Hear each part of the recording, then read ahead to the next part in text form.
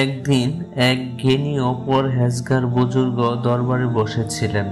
তার দরবারে বহু মানুষ আসত, তাদের বিভিন্ন প্রশ্ন করত এবং তিনি জবাব দিতেন।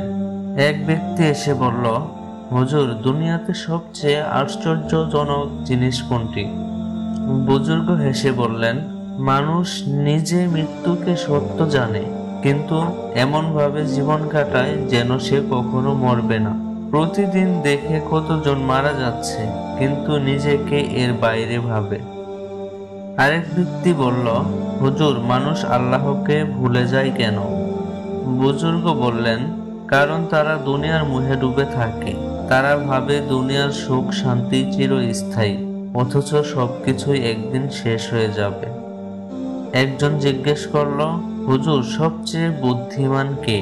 তিনি বললেন, যে ব্যক্তি নিজের অন্তরকে চিনতে পারে, নিজের ভুলগুলো স্বীকার করে এবং সেগুলোকে সংশোধন করার চেষ্টা করে।